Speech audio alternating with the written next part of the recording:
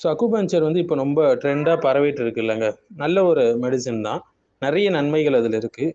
ஆனால் அதில் இருக்கக்கூடிய சில ஷிர்கான குஃப்ரான அந்த விஷயங்கள் மட்டும் நம்ம தெரிஞ்சுக்கிட்டோம்னா அதை மட்டும் நீக்கிவிட்டு அதில் இருக்கக்கூடிய நல்லதை மட்டும் எடுத்து நம்ம பயன்பெறலாம். ஸோ அக்குபஞ்சர் வந்து பழமையான சீன நாட்டில் தோன்றின ஒரு மெடிசன் சிஸ்டம். இது வந்து தாவோ மதத்துடைய தத்துவம், தாவோயிசம் என்று சொல்லுவாங்க, மற்றும் பாரம்பரிய சீன மருத்துவ கொள்கையின் அடிப்படையில் உருவானது அது. இதனுடைய முக்கிய அடிப்படைகள் என்னன்னு பார்த்தீங்கன்னா, கி என்று சொல்லுவாங்க, இது காணப்படாத ஒரு உயிர் சக்தி. அடுத்தது இங் யாங் என்று சொல்லுவாங்க, இது பிரபஞ்ச இரட்டை சமநிலை சொல்லுவாங்க. அடுத்து 5 மூல தத்துவ கொள்கை சொல்லுவாங்க, தாவா எனப்படும் பிரபஞ்ச கோட்பாடுகளுடைய ஒற்றுமை சொல்லுவாங்க. இது வந்து மருத்துவ பரிசோதனை அடிப்படையிலான கருத்துக்கள் கிடையாது, மத தத்துவ கோட்பாடுகள் இதுல. ஸோ கீ என்றால் என்ன அப்படின்னு பார்த்தீங்கன்னா, கீ என்பதுல வந்து பிரபஞ்ச உயிர் சக்தி இருக்குன்னு சொல்லுவாங்க. அது உடலுடைய மெரிடியன் பாதைகள்லாம் ஓடுதுன்னு சொல்லுவாங்க. அது சமநிலையில இருந்த ஆரோக்கியம், அது தடையாச்சுன்னா அது நோய் சொல்லுவாங்க. யாராவது உலக சக்தியுடைய சமநிலையால் தான் ஆரோக்கியம் தீர்மானிக்கப்படுகிறது என்று ஒருத்தவங்க நம்பினாங்கன்னா இது தௌஹீது ருபூபியாவுக்கு எதிரான ஒரு விஷயம். மேலும் இங் யாங் கற்பிப்பது என்னன்னா, இருள் ஒளி போன்ற எதிர்மறை சக்திகள் ஒன்றை ஒன்று உருவாக்குகிறது என்று சொல்லுவாங்க. ஸோ பிரபஞ்சம் இரட்டை சக்தி சமநிலையால் நிலைக்கிறது என்று சொல்லுவாங்க. ஸோ இந்த இரட்டை சக்தி சமநிலை கொள்கை வந்து தௌஹீதுடைய கொள்கைக்கு முரணானது. மேலும் மெரிடியன்ஸ் சொல்லுவாங்க, அதாவது அக்குபஞ்சர்ல அக்குபஞ்சர்ல என்ன சொல்லுவாங்கன்னா, உடல்ல காணப்படாத சக்தி பாதைகள் இருக்கு, ஊசிகள் வந்து அதை திறக்குது என்று சொல்லுவாங்க. இதுல எங்க பிரச்சனை வருதுன்னா, மெரிடியன்ஸ் என்பது நரம்பு கிடையாது, இரத்த நாணங்களும் கிடையாது, உடலியல் சான்றும் தெளிவாக இல்லை இதுக்கு. ஸோ காணப்படாத ஒரு ஆன்மீக அமைப்பை நம்புவது குரான் சொன்ன ஆதாரம் இல்லாமல் ஒரு கற்பனையான ஒரு கைபான அறியப்படாத ஒரு விஷயத்தின் மீது நம்பிக்கை வைப்பது. சிலர் என்ன சொல்லுவாங்க, இது நரம்பை தூண்டுறது மட்டும்தான் என்று சொல்லுவாங்க. அப்படின்னா அதாவது நரம்பை தூண்டுவது இல்லை வலியை குறைக்கிறதுக்கான முயற்சிகள், அது உடற்பயிற்சியுடைய சிகிச்சை போன்றதுதான் இது அப்படின்னா அந்த வடிவத்தில் இருந்தால் அது ஷிர்க் கிடையாது, அதை பயன்படுத்தி கொள்ளலாம். ஆனால் பாரம்பரிய அக்குபஞ்சர் என்பது கியூ சமநிலை, அப்புறம் இங் யாங்கு, தாவோ சமரசம், இவற்றை அடிப்படையாக கொண்டது தான். ஸோ உங்கள் சக்தி வந்து தடைப்பட்டுள்ளது என்ற மொழி கூட தத்துவ நம்பிக்கையை உள்ளடக்கிய ஒரு மொழி தான். எப்போது இது ஷிர்க் ஆகும்னா, இந்த கீ என்று சொல்றாங்கல்ல, இது வந்து சுயாதீன சக்தி என்று நம்பினா அங்க ஷிர்க் ஆகும், பெரிய ஷிர்க் ஆயிடும்.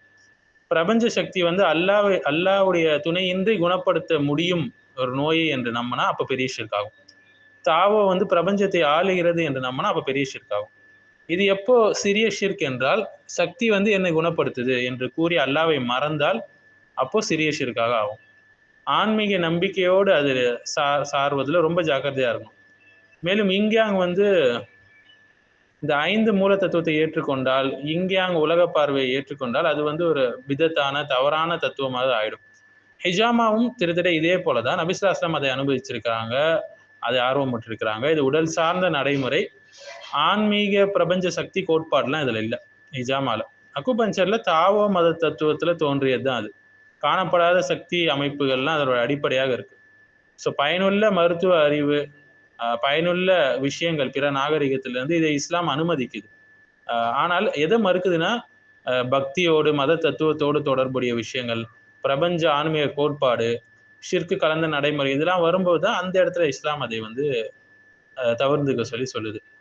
ஸோ வந்து அக்குபஞ்சர் வழியாக மக்கள் எங்கே போகிறாங்கன்னா, சில ரேக்கி, சக்ரா பேலன்சிங்கு, ஆரா ஹீலிங் சொல்லுவாங்க, மேனிஃபெஸ்டேஷன் தத்துவம், இதுக்கு போயிடுவாங்க ரொம்ப எக்ஸ்ட்ரீமாக போய். இவை அனைத்தும் ஒரே அடிப்படை தான், காணப்படாத பிரபஞ்ச சக்தியோட நம்பிக்கை. இது மெதுவாக வந்து தௌஹீதுல இருக்கக்கூடிய ஒருத்தரை பிரபஞ்ச ஆன்மீகம் என்ற மாற்றத்தை அவருக்கு ஏற்படுத்தி விட்டுரும். ஸோ அக்குபஞ்சர்ல 3 வகை இருக்குங்க. ஒன்று தூய உடல் சிகிச்சை, இன்னொன்று சக்தியை பற்றி விளக்குறது, இன்னொரு தாவோ ஆன்மீக நடைமுறை. இப்போ தூய உடல் சிகிச்சைனா கீயோடைய நம்பிக்கை கிடையாது, தாவோ தத்துவம் கிடையாது, ஆன்மீக அழைப்பு அதில் கிடையாதுன்னா அது அனுமதிக்கப்படும், எடுத்துக்கொள்ளலாம். ஆனால் சக்திகளை பற்றி விளக்குவது என்பது ஆபத்தானது, சிறிய ஷிர்கை நோக்கி வழிநடத்தும். மேலும் தாவோவுடைய ஆன்மீக நடைமுறை, அதாவது இது பெரிய ஷிர்க், நம்பிக்கையை பொறுத்து அது பெரிய ஷிர்காக கூட மாறுபடும். ஸோ குணமளிப்பவன் அல்லாஹ், சிகிச்சை செய்வது மட்டும்தான் நம்ம வேலை. காரணங்கள் உடல், சில காரணங்கள் எல்லாம் ஏற்படுத்திருக்கான் சில நோய்களுக்கு இல்லைங்களா. ஆனால் காணப்படாத விஷயங்களை வந்து வஹீயின் மூலமாகத்தான் நம்ம அறிய முடியும்.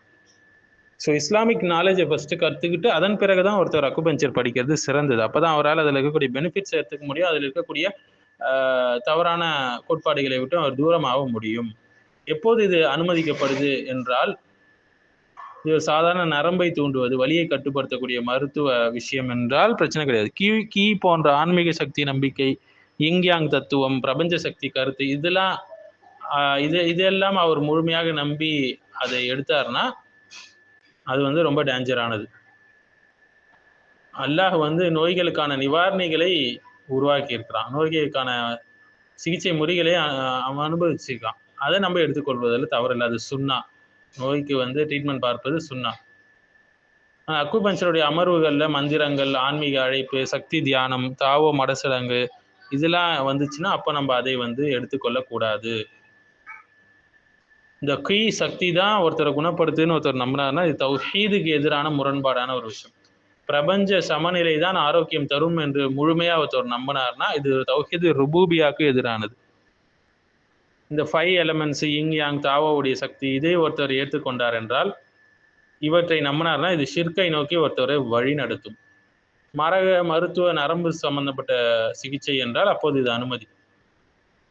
காரணங்கள் எடுத்துக்கொள்வது தான் நம்ம கிட்ட இருக்கு. அதற்கான ஷிஃபாவை தருவது அல்லாவிடம் மட்டும்தான் இருக்கு. அல்லாஹ் ஷாஃபி, நோய்க்கு முழுமையாக நிவாரணம் அளிப்பவன். ஸோ இதற்கெல்லாம் முன்னாடி நம்ம துவாக்கள் அல்லம் சுரா ஊதி விடணும், ஹிஜாமா செய்து கொள்வது, இதெல்லாம் செஞ்சுட்டு நம்ம வகுப்பறை செஞ்சால் நல்ல பெனிஃபிட்ஸ் அதில் இருக்கு. மார்க்கம் சொன்ன முறைகளை நம்ம ஃபர்ஸ்ட் முற்படுத்தணும். வலிக்கான துவா ஓதுறது இது போன்ற விஷயங்களை நம்ம செய்யணும் இதற்கு முன்னாடி.